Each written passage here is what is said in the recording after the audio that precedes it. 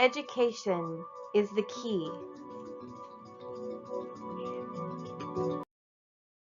Police officers have extremely stressful jobs. They face life-threatening situations on a daily basis. The job of a police officer is to serve and protect the people, but it is strikingly clear that people have been mistreated and even killed because of racial bias. Stereotyping and racial profiling is an issue that is running rampant across the country and has for decades. Education is the key that will help reduce these biases and give every citizen equal treatment by law enforcement. The best use of the $10,000 donation would be to put it towards extensive racial bias training, ethics classes, stress management, and scholarships to promote higher education for police officers. The money could be used to support new programs that would require every police officer to go through extensive racial bias training. According to Dr. Todd D. Isaacson, racial bias training can address the preconceptions and subsequent racially biased brutality. After extensive training with a computer simulator in which the race of the suspect was unrelated to the presence of a weapon, a Florida State University study showed that officers were able to eliminate their biases. Research has shown that it is possible to reduce or eliminate an officer's personal racial bias with enough training. If every officer was put through this training, then each citizen could be treated the same. Citizens would no longer feel repressed or threatened. This would lead to safer communities and better relationships with law enforcement and community members.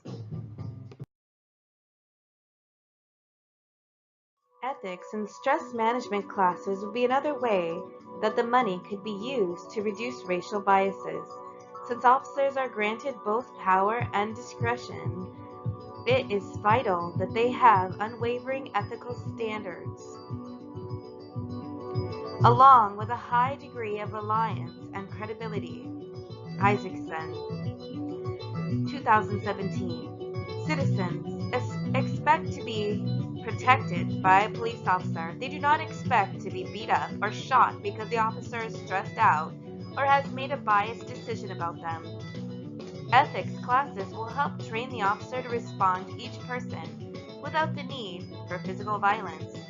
Stress management classes will help the officer to keep a level head and make better decisions that do not end in the death of an innocent citizen.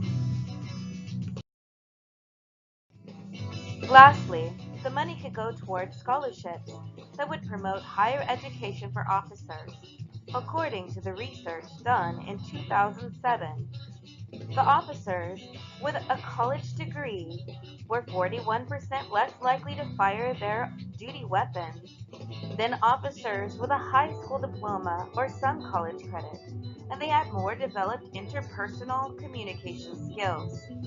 Stringer, 2016. The research showed that education is the key to less racially biased policing.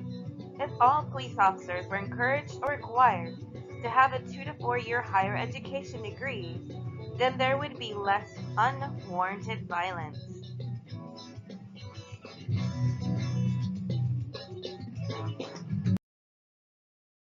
In conclusion, I believe that education of police officers is the key to end racially biased policing.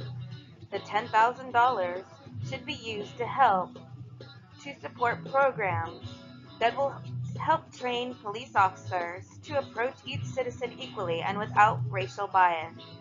This education is grossly overdue and is necessary for society to begin to heal from the path of unnecessary abuse and death.